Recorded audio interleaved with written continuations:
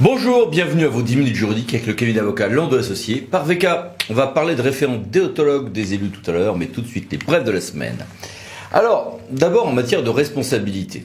On en a parlé, depuis le 1er janvier, on a une nouvelle responsabilité unifiée des ordonnateurs et des comptables. Le 11 mai, la Cour des comptes a rendu sa première décision en la matière, c'est important. Et bien, elle en a rendu une autre, le 31 mai, commune d'Ajaccio.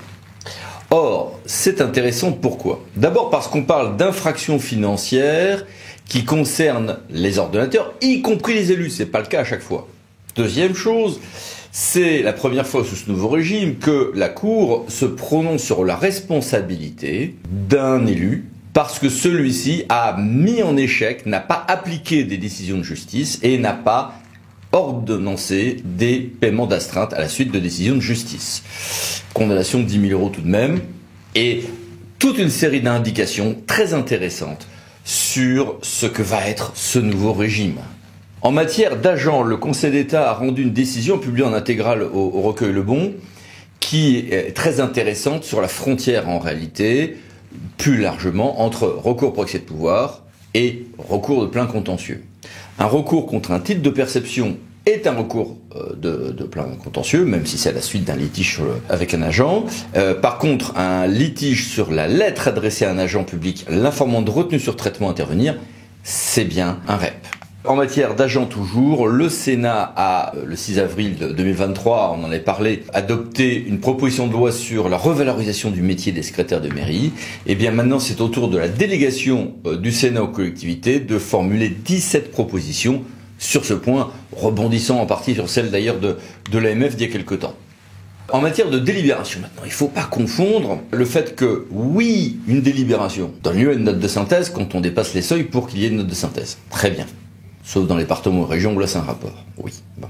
Et puis parfois, au lieu de mettre une note de synthèse, on fait un projet de délibération et il est arrivé que le juge le valide si le projet de délibération est assez complet. Mais en revanche ensuite, au stade de la communication des documents administratifs, on ne peut pas confondre les deux. Si quelqu'un demande la note de synthèse, eh bien il faut bien lui donner la note de synthèse, on ne peut pas s'abriter derrière le fait que c'est quasiment la même chose que la délib qui a été adoptée.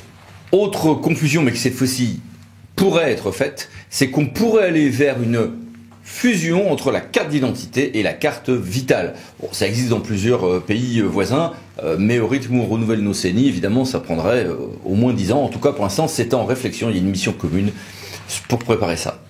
Donner toujours beaucoup d'actualité cette semaine-ci. L'État met à jour sa stratégie en matière de cloud pour certaines données sensibles. Donc, l'État continue à avoir la tête dans les nuages.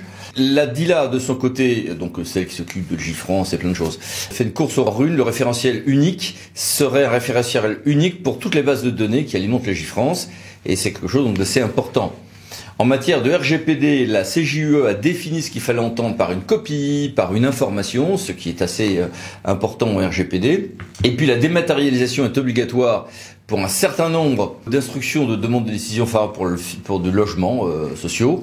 Et puis, autre question de dématérialisation et de données, il y a un logiciel qui s'appelle Cassiopée qui gère un certain nombre de suivis en instruction pénale. Oui, mais quand je vais récupérer plein de personnes qui auront des destinées pénales variées. Par exemple, des manifestants sur les litiges sociaux relatifs aux retraites, et que je veux voir si un tel il va finalement être en garde à vue, un tel il a été relâché, etc. Est-ce que je peux faire un petit fichier Excel en plus de Cassiopée ? Non, Cassiopée n'a pas le droit d'enfanter, la mythologie nous l'avait déjà expliqué, ou alors sinon ça pose des problèmes, donc non, pas de fichier Excel à côté, nous dit le TA de Lille. Et dématérialisation toujours, un décret a été adopté sur les modalités techniques de résiliation des contrats par voie électronique. Alors ça concerne essentiellement le droit à la consommation, mais ça concerne les collectivités pour certains de leurs SPIC, et sinon c'est une information importante quand même pour la vie de tous les jours. En ligne toujours, une circulaire sur les actions cœur de ville. Donc on a bien une prolongation du programme, dans un cadre fixé par cette instruction, et à cette occasion-là, les périmètres de ces programmes pourront évoluer. Et puis les mini-brèves, que voici. Passons à notre grand dossier, référent déontologue des élus, échéance proche, oui mais anguille sous roche. La loi 3DS, en son article 218, avait modifié le Code général des collectivités territoriales pour prévoir que tout élu local peut consulter un référent déontologue chargé de lui apporter tout conseil utile au respect des principes déontologiques de la charte. C'est très bien, sauf que première question, c'est une consultation limitée aux problèmes déontologiques et en lien avec le respect de la charte. Alors est-ce que du coup c'est un cadre très limité? Non, parce que la charte va tellement dans tous les sens et aborde tellement l'ensemble des questions déontologiques qui pourraient se poser, ou en tout cas un très grand nombre d'entre elles, qu'on ne peut pas interpréter, me semble-t-il, ce texte de manière trop étroite. En revanche, force nous est de l'interpréter à la lumière du décret et de l'arrêté qui s'affiche à l'écran, qui ont été publiés pour mettre en œuvre ce régime. Alors, voici les éléments techniques à connaître pour ce régime. Ça peut être un collège de déontologues ou plusieurs personnes, mais ça ne peuvent pas être des personnes évidemment qui ont été locales depuis 3 ans. Ça peut pas être un agent des collectivités. Bon, voilà, évidemment. Et il y a, si on est sur un déontologue individuel, un référent déontologue individuel, eh bien le maximum de l'indemnité c'est 80 € par dossier. Beaucoup de gens nous ont contactés en tant qu'avocats, en tant que leur avocat ou parfois autres, pour nous dire vous pourriez peut-être être mon référent déontologue. Première remarque. Le prix de 80 € du décret est un plafond fixe. Alors souvent on nous dit mais c'est pas grave, on vous donnait plus. Non, c'est un plafond fixe. Donc si, même indirectement par une mission complémentaire, on nous donne plus pour exécuter cette mission, on détourne ce qui est écrit dans le décret, ça peut même être du pénal. Deuxième chose, imaginez que votre avocat de la collectivité est le référent déontologue. Bien, un élu vient le voir. Bien, au regard des règles de notre métier, cet élu peut lui confier des éléments et après l'avocat est tenu au secret professionnel. L'avocat, s'il y a ne serait-ce qu'un tout petit écart d'intérêt entre l'élu et la personne morale qui est la collectivité, ça peut même être l'exécutif, peu importe, ils peuvent ne pas avoir toujours le même intérêt sur une affaire déontologique. Eh bien, on peut plus être l'avocat des deux, et surtout, on est bloqué pour travailler pour la collectivité si on est tenu par des éléments professionnels donnés par l'élu que peut-être la collectivité n'est pas censée savoir. Donc, ce que je préconise très clairement, c'est de faire appel à un référent déontologue à part, et si la collectivité apprend qu'il y a un problème déontologique, eh bien, elle demandera à son avocat habituel et spécialisé dans ce domaine d'étudier la question sous le prisme de l'intérêt de la collectivité, pendant que le référent déontologue aura fait son travail, qui est un premier débroussaillage pour 80 € de manière, même si on a des gens extrêmement dévoués, ça pourra pas être autre chose. Attention, un dossier de déontologie, alors vous allez me dire, il y a des choses qui sont devenues assez connues, comme la prise d'égal d'intérêt. Un dossier de prise d'égal d'intérêt, le temps de tout décortiquer, il est rare que l'un simple examen des pièces ne prenne pas plusieurs heures, déjà, rien que ça. Donc, voir. Alors, j'ai voulu me tourner, ces recommandations importantes étant formulées, vers 3 personnes qui se sont lancées dans cette activité toute nouvelle de référent déontologue. Bonjour à tous les 3. Bonjour chers confrères. Et puis, je vais vous poser à chacun la même question. Comment bien gérer cette nouvelle fonction ?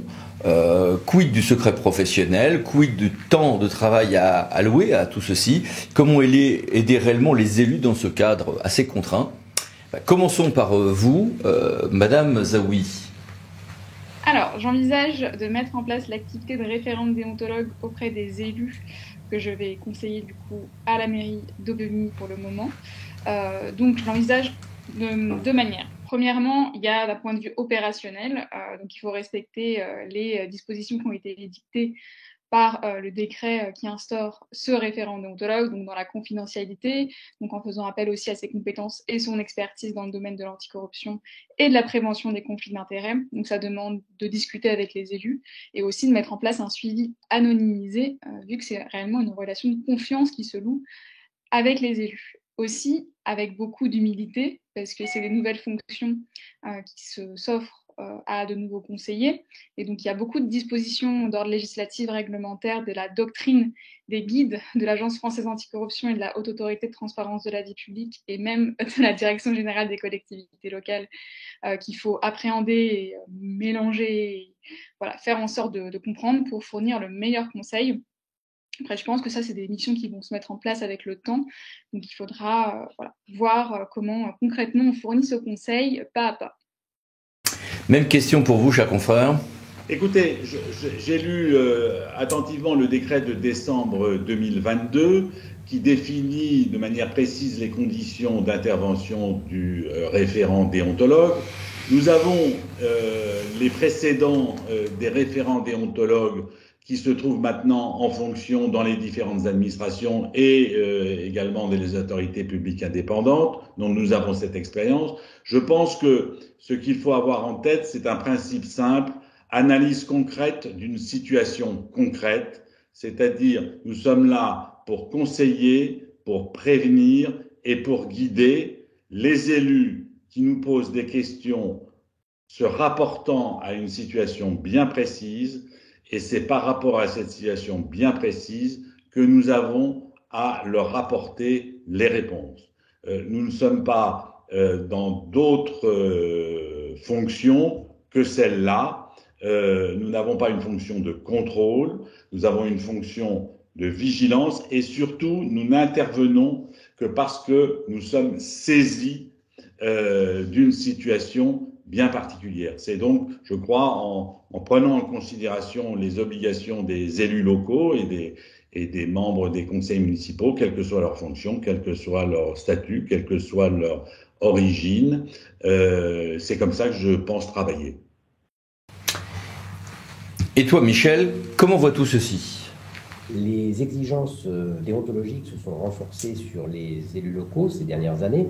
La charte de l'élu local indique que l'élu local doit exercer sa fonction avec impartialité, dignité, probité et intégrité. Il doit également veiller à prévenir les conflits d'intérêts. Ces notions fondamentales demandent à être explicitées. Elles ont un contenu qui doit être précisé. Et l'élu local peut rencontrer, être confronté à la difficulté de définition dans son activité régulièrement, et il est bon qu'il puisse se tourner vers un référent déontologue. Donc je conçois ma fonction comme un moyen de l'éclairer lorsque l'élu local rencontre une difficulté pour préciser ces notions qui figurent dans la charte de l'élu local. Je pense avoir quelques capacités à exercer cette fonction. J'ai été élu local il y a bien longtemps, une fonction modeste dans une petite commune. Je suis également professeur de droit. Et il me semble que cette fonction est nécessaire à un moment où la fonction de maire suscite également des contestations. Je crois qu'il y a près de 1000 maires qui ont démissionné depuis 2020. Les agressions à l'égard des maires ont augmenté de 30% l'année dernière. Il est donc nécessaire, je crois, que les locales puissent s'entourer d'un maximum de conseils. Merci beaucoup à tous les trois. Au revoir. C'est moi et je vous souhaite une bonne journée. Et merci à vous. À bientôt pour une nouvelle vidéo, les 10 minutes juridiques, parlant de associés pour VK. Pensez à vous abonner. Merci, au revoir.